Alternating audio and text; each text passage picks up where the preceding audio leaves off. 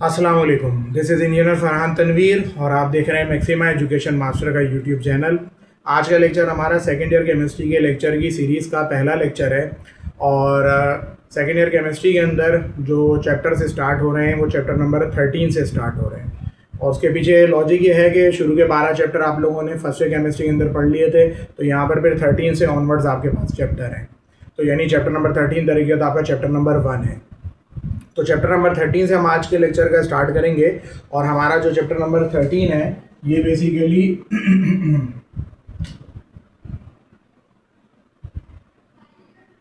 General group trends हैं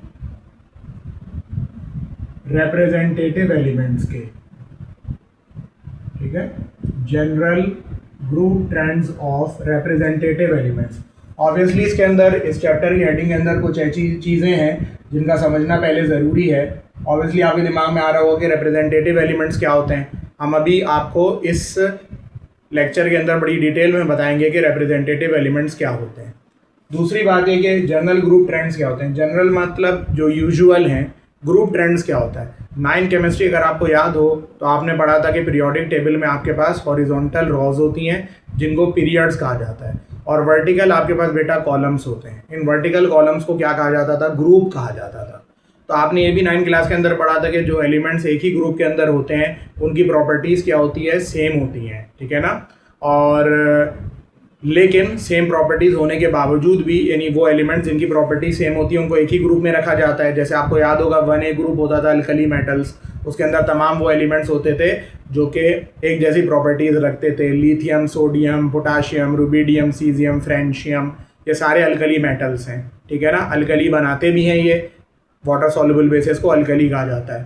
खैर बहरहाल, तो ग्रुप की जो लॉजिक होती है वो ये होती है कि पीरियोडिक टेबल में तमाम वो एलिमेंट्स जिनकी प्रॉपर्टीज एक जैसी होती हैं उनको एक ही ग्रुप के अंदर रख दिया जाता है, एक ही वर्टिकल कॉलम में रखा जाता है। लेकिन सेम प्रॉपर्टीज होने के बावजूद भी इनकी प्रॉपर्टीज के अंदर जब आप ग्रुप में टॉप से बॉटम की तरफ जाते हैं तो कुछ ना कुछ चेंजेस आती हैं।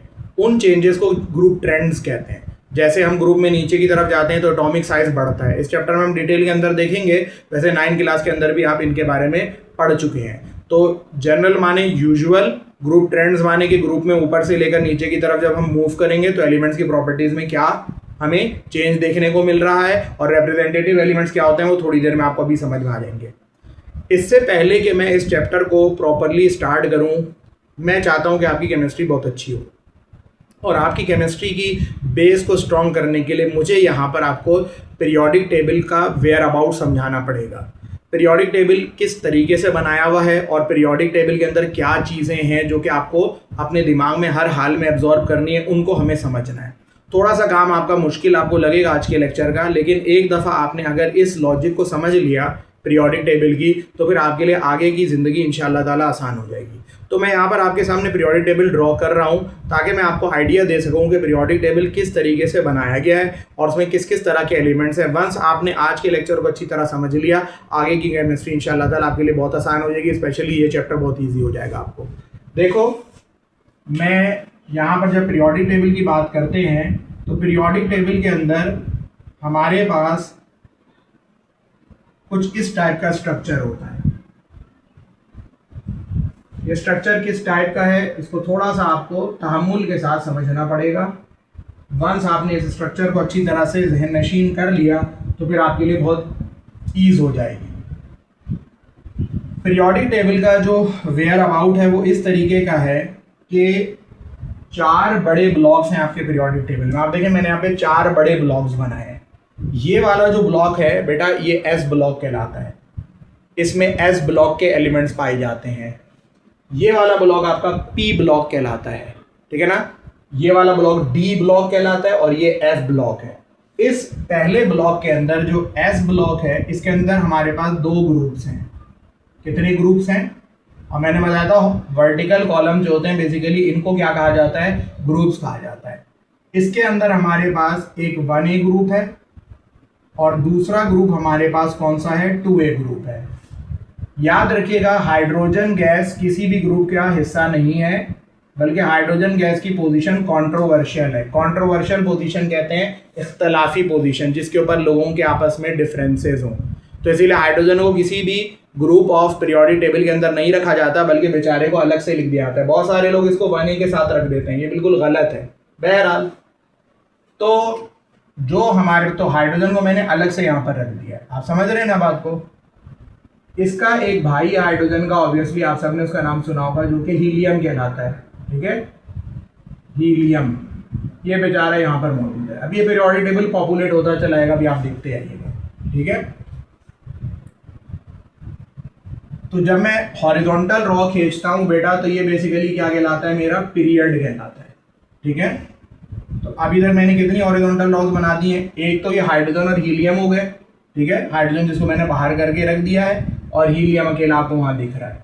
जब ये पूरा पीरियोडिक टेबल पॉपुलेट हो जाएगा, तो फिर आपको बहुत बेहतर अंडरस्टैंडिंग हो जाएगी कि किस तरह से इसको बनाया गया है।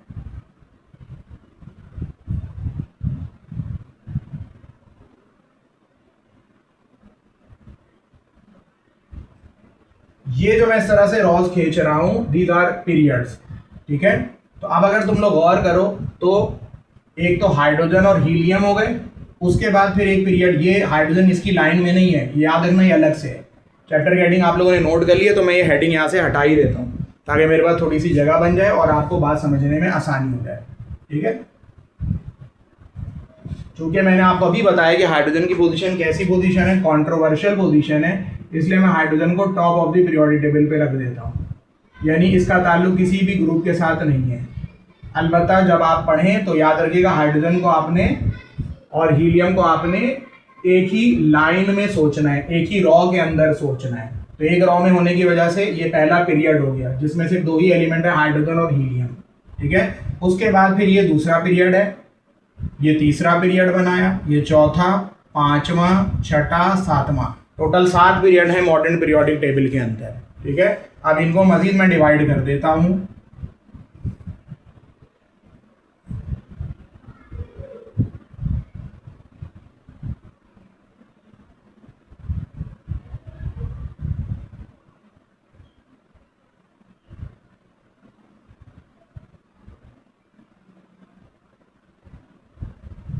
इस तरह यहां पर भी मुझे फर्दर डिवीजन करनी है। जब वंस ये पीरियोडिक टेबल आपके सामने आ जाएगा, तो फिर आपको बहुत बेहतर आइडिया हो जाएगा कि किस तरीके से हमने अपने पीरियोडिक टेबल को बनाया है।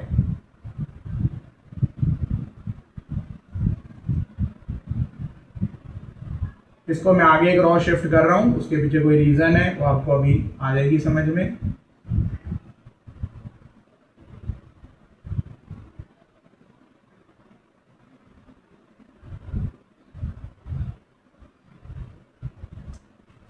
ये बात मैं पहले ही आपको समझा चुका हूं, और मेरे पास डिफरेंट कलर के मार्कर्स नहीं है, वरना बात ज़्यादा बेहतर क्लियर हो जाती।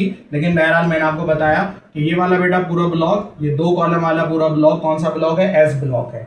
ये वाला पूरा ब्लॉक तुम्हारा कौन सा ब्लॉक है, पी ब्लॉक है। ये बीच में डी ब्लॉक है और ये एफ ब्लॉक है। यानी बेसिकली पीरियोडिक टेबल या मॉडर्न पीरियोडिक टेबल 4 ब्लॉक्स के अंदर क्या हुआ है, टूटा हुआ है। ठीक है, रिप्रेजेंटेटिव एलिमेंट्स के कॉन्सेप्ट को समझने के लिए और आगे का चैप्टर नंबर 2 के ट्रांजिशन एलिमेंट को समझने के लिए ये वाली बात जो यहाँ पर पढ़ा रहा हूँ, ये बहुत ज़रूरी है समझना। ख्वारी का काम ज़रूर है, लेकिन बहरहाल बहुत ज़रूरी है केमिस्ट्री की बेस को बेहतर करने के लिए, अदरवाइज आप हमेशा स्ट्रगल ही करते रहेंगे। ये 1A ग्रुप है, ये 2A ग्रुप है। यहाँ पर जो ग्रुप पाया जाता है ये 3A ग्रुप कहलाता है। कौन सा ग्रुप, 3A। इसके बाद 4th ग्रुप आता है, फिर 5th, 6th group, then 7th group है, और फिर फाइनली 8A ग्रुप है। अब आप बोलेंगे ए है तो क्या कोई बी भी है? जी हाँ, बिल्कुल बी भी है आपके पास। ये आपका 1B ग्रुप कहलाता है, ये 2B होता है। डैश लगाना चाहिए बीच में, जगह कम होने की वजह से मैंने यहाँ पे नहीं लगाए थे।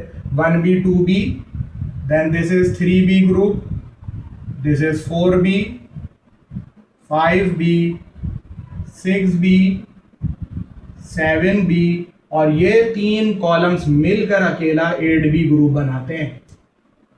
समझ रहे हैं आप बात को?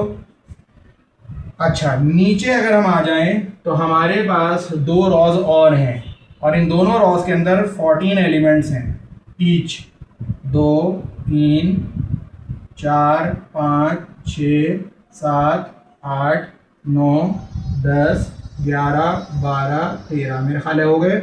1 2 3 4 5 6 7 8 9 10 11 12 13 एंड 14, ये 14 एलिमेंट नीचे लिख दिए। अभी ये जो 1A ग्रुप है इसके अंदर आपके पास एलिमेंट्स कौन से हैं? Lithium, sodium, potassium, rubidium, caesium, francium. 2A पर आ जाएं तो आपके पास बेरिलियम है, बोरॉन है, कार्बन है, beryllium, magnesium, calcium, strontium, barium और रेडियम है। 3rd A ग्रुप पर आ जाओ तो 3rd A में तुम्हारे पास बोरॉन, एल्यूमिनियम, गैलियम, इंडियम और थैलियम है। 4th A में कार्बन, सिलिकॉन, जर्मेनियम, टिन और लेड है। 5th A के अंदर नाइट्रोजन, फॉस्फोरस, आर्सेनिक, एंटीमनी और बिस्मुथ है। 6th A पर आ जाए तो oxygen, sulphur, selenium, tellurium, polonium है। 7th A पर आ जाए तो फ्लोरीन, क्लोरीन, ब्रोमीन, आयोडीन और एस्टेटीन है, AT। और 8 A पर आ जाओ तो एक तो मैंने आपको स्टार्टिंग में बताया ही था, helium, then neon, argon, krypton, xenon और फिर रेडॉन। ये आपके पास एलिमेंट है। 1B वगैरह पर आ जाएंगे तो यहाँ पर फिर आपको क्वाइनेज मेटल्स मिल जाते हैं। क्वाइनेज मेटल्स का मतलब क्या हुआ? क्वाइनेज मेटल्स का मतलब हुआ सिल्वर मिलेगा आपको, यहाँ पर क्या नाम है, गोल्ड मिलेगा, ठीक है, कॉपर मिलेगा, ये क्वाइनेज मेटल्स कहलाते हैं 1A में। आप चाहें तो ये वाली रोज भी लिख सकते हैं पर बहरहाल जरूरी नहीं है, एक मैं लिख देता हूँ ताकि थोड़ा सा आपको आइडिया हो जाए। थोड़ा सा इंक का बड़ा प्रॉब्लम हो गया है, एक सेकंड रुकिएगा।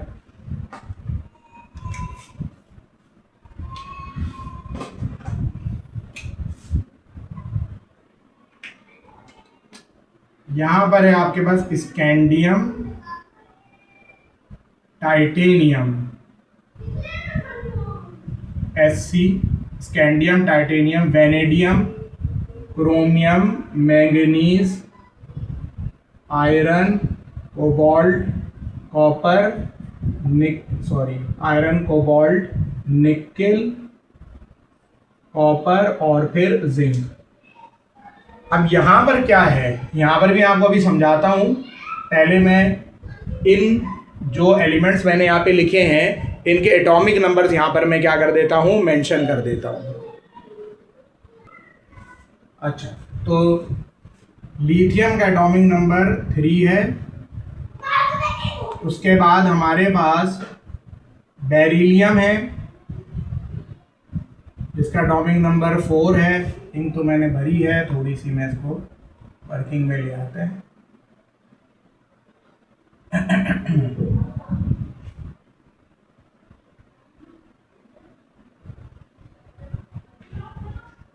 इसके बाद बोरॉन 5 पर है, 6 7 8 9 10 ये 2 है,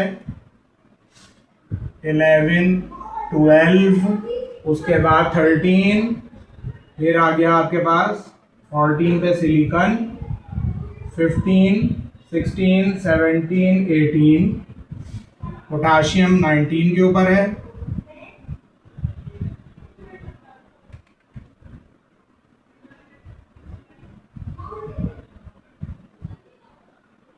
ठीक है। पोटाशियम आपका थोड़ा सा ना ये मसला है, इनका काफ़ी हो गया है भाई।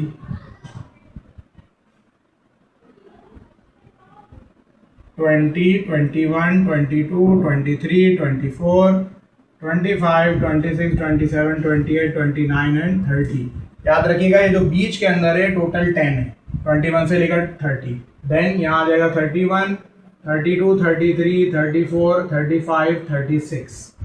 36 के बाद यहाँ पर 37 38 38 के बाद क्या होगा 39 है ना, 40 41 42 43 44 45 46 47 48, ये हो जाएगा आपका 49 पर। देन 50 51 52 53 54। डायरेक्ट भी आप रेडॉन का लिख सकते हैं, इसकी मैं आपको टेक्निक अभी बताऊंगा। 54 के बाद यहाँ आ गया 55 पर, ये 56 है। 56 के बाद बेटा यहाँ पर लेंथेनम आता है। और यहाँ पर एक्टिनम आता है। लेंथेनम का एटॉमिक नंबर 57 है। लेंथेनम के एटॉमिक नंबर 57 के बाद 14 एलिमेंट यहाँ निकाल के लिखे गए हैं, यानी 57 के बाद यहाँ 58 नहीं आता, बल्कि यहाँ आता है। क्यों आता है भी मैं समझा दूंगा। 61, 62, 63, 64, 65, 66, 67, देन 68, 69, 70 और फिर 71। अब यहाँ पर काउंटिंग 72 से स्टार्ट होगी। ऐसा क्यों है इसको अभी मैं एक्सप्लेन करता हूँ आपके सामने। आप 72 से लेकर 73, 74, 75, 76, 77, 78, 79, 80, ये फिर 81 पे हो गया।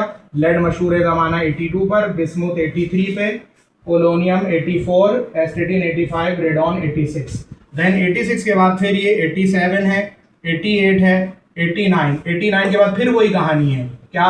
लेंथेनम के बाद के 14 एलिमेंट्स आपने निकाल कर नीचे रखे थे, एक्टिनम के बाद के भी बेटा 14 एलिमेंट निकाल कर आपने नीचे रखने। तो ये 90, 91, 92, 93, 94, 95, 96, 97, 98, 99, 100, 101, 102 और 103 हो गया। 103 के बाद यहाँ पर आपका 104 होगा, फिर 5, 6, 7, 8, 9, 10, 11, 12, यहाँ पर आएगा 113, 114, 115, 116, देन 117 और फिर 118। तो इसीलिए हम आपको क्या बोलते हैं कि टोटल आज तक जो एलिमेंट्स डिस्कवर्ड हैं, चाहे नेचुरली एग्जिस्टिंग हो चाहे इंसान ने बनाए हो, 118 टोटल एलिमेंट्स हैं। अब आपने पूरा वेयर अबाउट पीरियोडिक टेबल का देखा। अब मैं इसके अंदर बहुत इंपॉर्टेंट चीज आपको बता रहा हूं और आपको इस कॉन्सेप्ट को बिल्कुल क्लियर करना है कि मेन या रिप्रेजेंटेटिव या टिपिकल एलिमेंट्स क्या होते हैं। 3 नाम लिए मैंने, मेन, रिप्रेजेंटेटिव या टिपिकल एलिमेंट्स, क्योंकि हमारा चैप्टर है ही रिप्रेजेंटेटिव एलिमेंट्स का। और चैप्टर नंबर 2 जो हम पढ़ेंगे, यानी चैप्टर 13 जो चैप्टर नंबर 1 है बेसिकली, और चैप्टर नंबर 14 सेकेंड ईयर का जो चैप्टर नंबर 2 है, तो चैप्टर नंबर 2 पूरा ट्रांजिशन एलिमेंट्स के ऊपर है। तो ये कॉन्सेप्ट जब तक आपको क्लियर नहीं होगा, आगे आपका काम नहीं हो सकता सही।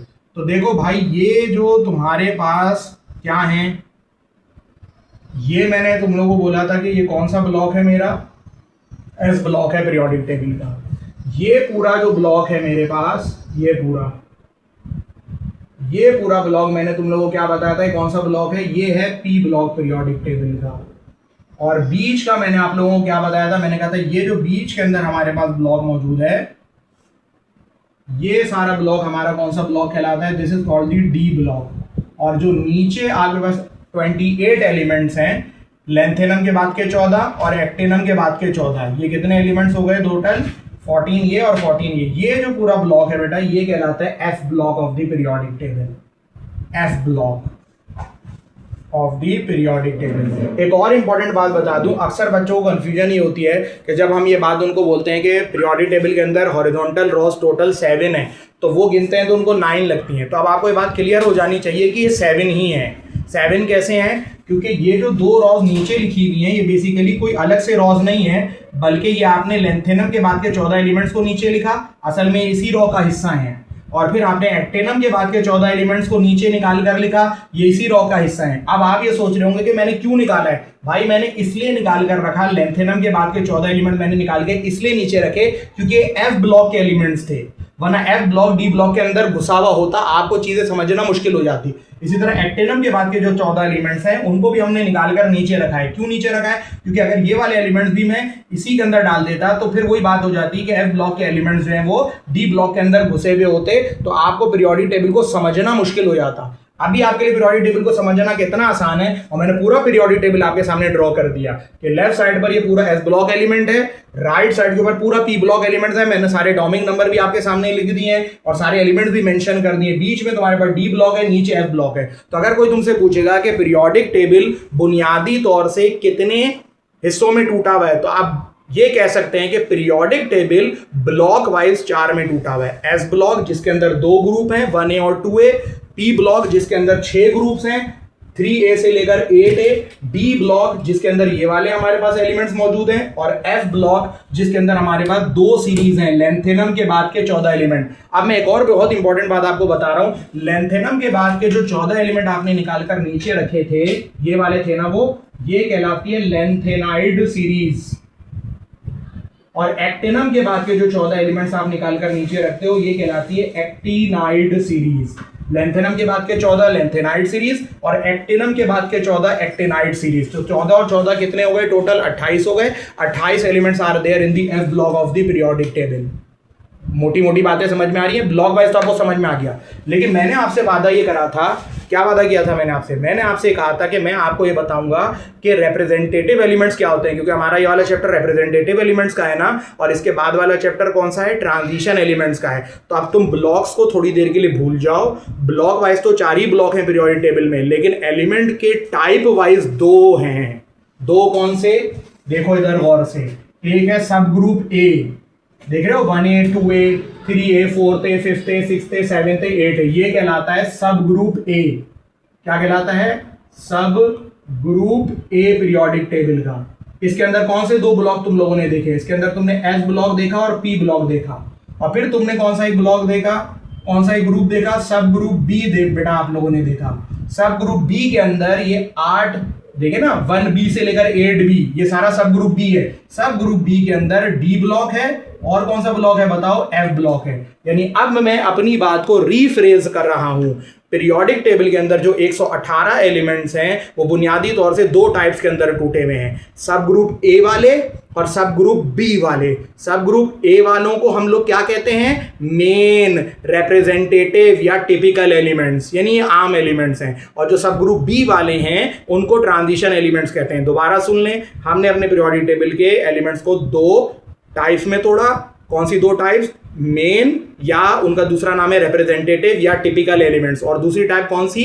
Transition element. मेन, रिप्रेजेंटेटिव या टिपिकल एलिमेंट्स के अंदर कौन से 2 ब्लॉक्स आ जाते हैं? एस ब्लॉक और पी ब्लॉक। और ट्रांजिशन एलिमेंट्स के अंदर कौन से 2 ब्लॉक्स आ जाते हैं? डी ब्लॉक और एफ ब्लॉक। कॉन्सेप्ट समझ में आ रहा है? और फिर ग्रुप वाइज क्या है कि सब ग्रुप ए जितना कुछ भी है वो एस ब्लॉक और पी ब्लॉक वाला है, सब ग्रुप बी जितना कुछ भी है वो डी ब्लॉक और एफ ब्लॉक वाला है। अब एक और बड़ी जबरदस्त बात बताऊं मैं आपको, वो क्या कि टोटल आप हॉरिजॉन्टल रॉस देखें तो 7 हैं। 7 कैसे? एक हाइड्रोजन और हीलियम वाली पहली रॉ, उसके बाद फिर लिथियम से लेकर नियॉन की दूसरी रॉ, फिर नाइट्रियम यानी सोडियम से लेकर एर्गन तक की तीसरी रॉ, फिर देखो पोटाशियम से लेकर क्रिप्टॉन तक की चौथी रॉ, रुबिडियम से लेकर जीनॉन तक की 5वीं रॉ, सीजियम से लेकर रेडॉन तक की 6ठी रॉ, फ्रेंशियम से लेकर इनकम्प्लीट 7वीं रॉ।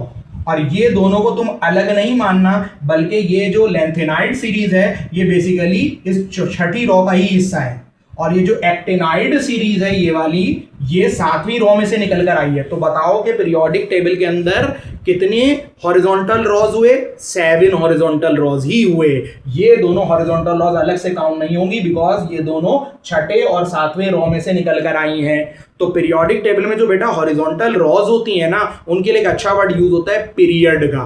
क्या वर्ड यूज होता है? पीरियड का वर्ड यूज होता है। तो पीरियोडिक टेबल में टोटल कितने पीरियड्स हो गए तुम्हारे पास? 7 टोटल पीरियड्स हैं पीरियोडिक टेबल में, 7 पीरियड्स।